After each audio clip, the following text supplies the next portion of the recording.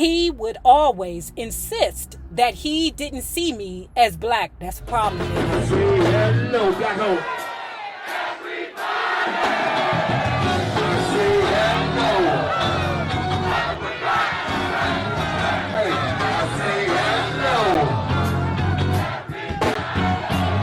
See this brother winning, man. Hey, look, what is it, win, babe? What is it, win, babe?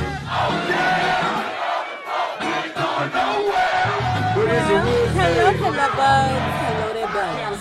If you have not already done so, please remember to like, share the Facebook, subscribe, and visit uptopbeauty.com. Today's looky would be our animal print turban.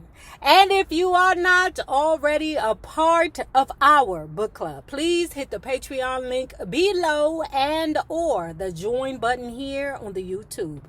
And for a small monthly fee of $5, you babies, yes, you can be privy to all the shenanigans before the YouTube gets it, if the YouTube gets it. Now, baby, we winding this thing up. Let's continue talking about Mariah Carey, the meaning of Mariah Carey. Now, y'all, I know y'all see I'm in a different car, child. I went down there to the Marietta, or the Mercedes-Benz of Marietta. Child, let me tell you something. They sold me a defective, certified, pre-owned vehicle. Went down there to the place, okay? Found out, like I said, it was a Mercedes-Benz thing, you know. And they kept me there for about 5 hours. Right? Because I guess they didn't want to give me a loaner car. They wanted to wait to give out all the good loaner cars. And then they put me in this loaner car. And if I pay a car note for an E300, and the reason why my car is here is not because of my fault, it's because of your fault, I think the least that you could do is put me in a car that equates my car note. Okay? So I'm very displeased with the Mercedes-Benz in Marietta right now. But anyway, that's my little rant. I ain't finished talking about it. You believe that? One year for Christmas, I took a whole chosen family of close friends to Aspen. Unbeknownst to me, the real estate agent who handled my Aspen rental had gotten together with a coworker to set me up on a blind date. It was a simple scheme. They told the mystery man that I really wanted to meet him, and they told me that he wanted to meet me. He turned out to be international megastar Luis Miguel, the Latin Elvis. Our first date was at a restaurant, and it was hardly a date for me. I was like, who is this guy? He was drinking a lot, and his hair was blown out and all over the place. But a small part of me was intrigued. He had an undeniable, passionate flair. I could see the potential for adventure in him, though he needed to smooth the hair down first. I did that for him and Tommy mozzarella sticks, by the way. Smooth the hair down, figure it out, you know, hairdressing 101. After we had both had a few drinks and an awkward dinner, I still couldn't get rid of him. I went to my nephew Sean's room and told him, Sean, you got to come help me figure this out.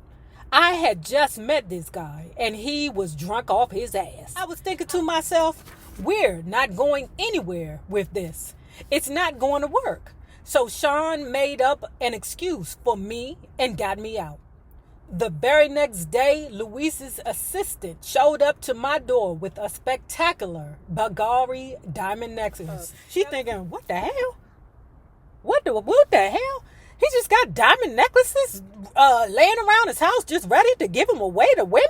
Is that what the hell is going on? No, Mariah, he trying to get your pussy, girl. The Latin Elvis was doing what he was supposed to do. He was buying it, girl. That's what he was supposed to do. When a man is trying to woo you, he do nice things for you. All you dim digit bras that think it's okay to get a Happy Meal from a ninja. I mean, I'm saying, raise your freaking standards. Yeah, girl, hold on. Give me 2 minutes, right? So, look.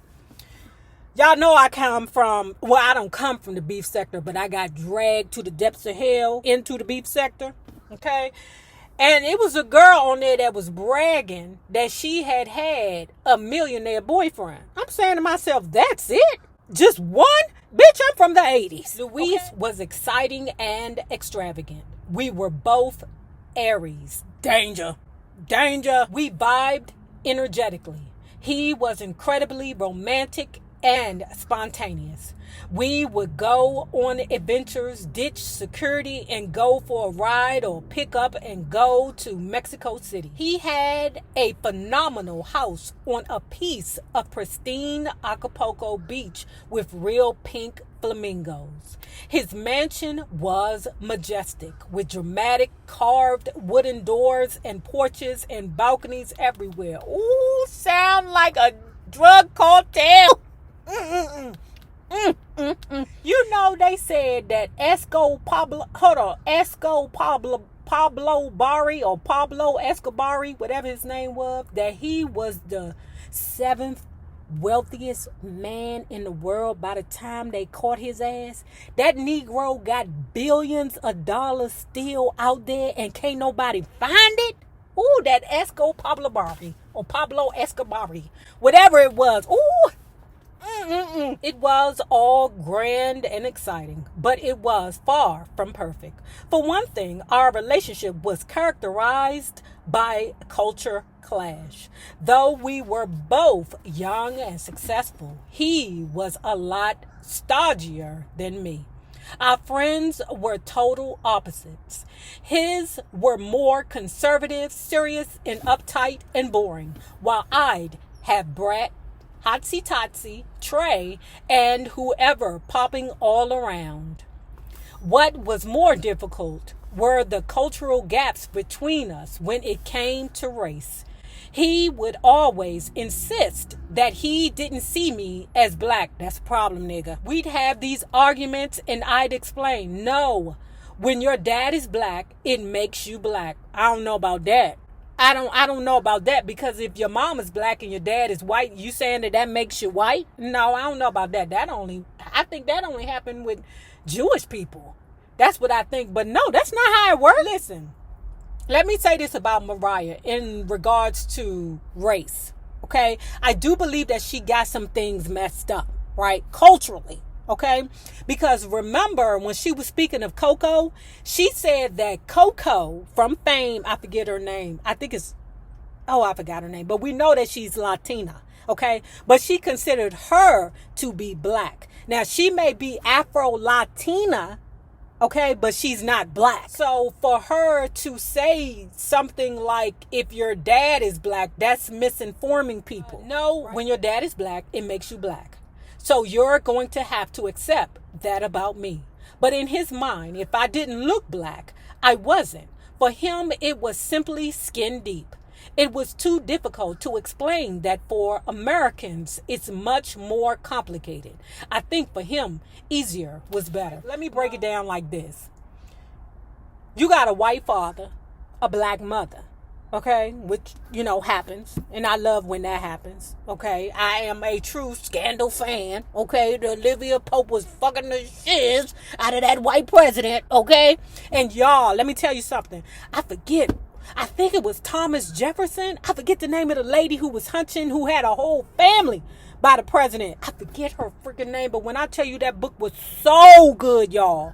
So good. I forget the name of that book or that lady. Is it Sally Hinton? Suppose her father was white and her mother was black, but she looked black. You mean to tell me when she fill out a job application, now you can't do this no more, child. You can't do this no more because everything is politically correct now.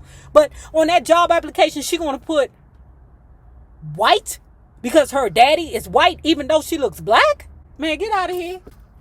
They gonna tell her nigger ass to go take a seat somewhere. Though we made an effervescent couple, it's always hard to live and love in the limelight. He may have been the Elvis of the Spanish-speaking world, but when he came to the United States, no offense, but for the most part, I was the star of the show. He'd been through a lot and lost his mother at a very young age. From what I'd been told, his father was very difficult and controlling. I tried my best to support him emotionally, but I was going through my own shiz, and it got to a point where I could no longer deal with it. We were not helping each other heal. At his best, Luis was generous, spontaneous, and passionate. But at his worst, he was erratic and anxious and had a dark cloud hanging over his head, which is, I hate to say it, but a lot of Aries are like that. They are, even though they are fun as hell. After 3 years, I knew it was time for us to part ways. We had a good run, and I still had fond memories, but ultimately he wasn't the one. As the great Cole Porter wrote, it was great fun, but it was just one of those things. After Charm Bracelet, circumstances forced me into a new place. I said to myself, I'm going to do what I want to do completely. And with that, I began to work on my next album. I was going to do something from my heart, something empowering. In 2004, L.A. Reid became the CEO of Island Def Jam Music Group. I was so excited because we had always wanted to work together. L.A. had always loved what I did with Jermaine on Always Be My Baby, even though there were already some very good songs for this album. And I had already worked with a bunch of incredible people, including the Neptunes, Kanye, Snoop, Twista, and Nelly. LA was inspired to bring the dream team of me and JD back together to see what our next level would be. I was like, let's do it. I called up Jermaine and said, let's get to work. We sat there on the floor at Southside Studios, Jermaine's awesome creative oasis, and within a couple of weeks, we had written Shake It Off and Get Your Number. In a second session of Southside, we made We Belong Together. It's Like That, and then eventually Don't Forget About Us, which was on the platinum release of that album. I wish I could sing y'all We Belong Together, but I would tear that thing completely up. Boy, I would have ripped that thing apart. So I ain't even gonna try. The Adventures of Mimi Tour was so much fun. It had its share of typical mishaps, but largely it felt like a liberation. Emancipation had so many hits that at each show the energy was just fire. The whole time, thousands of people singing every single word of all the new songs on the album, and some of the hottest artists would come through and do surprise guest appearances. It was a huge commercial success, and it was a real blast. We took an old school, almost Motown review approach. Don't say that, girl. Because do you know about the Montecarlo bus? You mean to tell me you had tour buses lined up with people on there sucking face with each other? Tell me that, girl. After Glitter, many people wrote me off. But as Jimmy Jam said, don't ever write Mariah Carey off. And I say, don't ever write anyone off. You don't ever know where strength will come from. I always go to my main source for strength, faith in God, but also love from my fans and all the people who didn't give up on their faith in me. This is not to say I don't struggle with PTSD from the collective events in my childhood, my marriage, and the dark glitter years. The best thing that you can do, to me, when you overcome your struggles or are at least at a good working level with your struggles, is to talk about it, because you never know who is experiencing those same struggles. Like when I spoke previously about being a domestic violence survivor, not being the person that was abused, but viewing it, and you have people in the comment section that's saying, Nay, I understand. Nay, I am also a domestic violence survivor. It makes me, as the survivor, feel good to know that, hey, you're not alone and there are people out there surviving with you. Throughout the years, my father kept on living an orderly and disciplined life. He had honorably steady work as an engineer. He stayed in shape. He hiked and climbed mountains. He ate well and avoided sweets. He drank very little alcohol. He didn't smoke cigarettes. Before I was born, he gave up all his vices in one day. And that was it. Alfred Roy was not a man of indulgences. That's why when I received the news that he had become ill while I was recording Charm Bracelet in Capri, I was shocked. My strong, invincible father, it was like a blow to the head, quick, sharp, and disorienting. My father called and suggested I come, not to save him or finance his career. He didn't need or ask for that. He had always earned and saved his own money. What he needed from me was closeness and closure.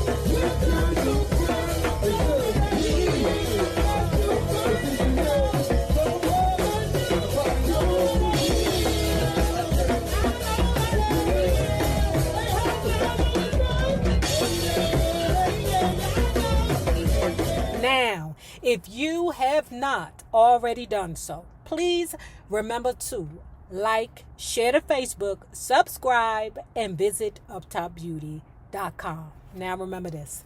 The same people that you meet on the way up will always be the same people that you meet on the way down. My naysayers, my patron loves. You babies, have a good one. Peace.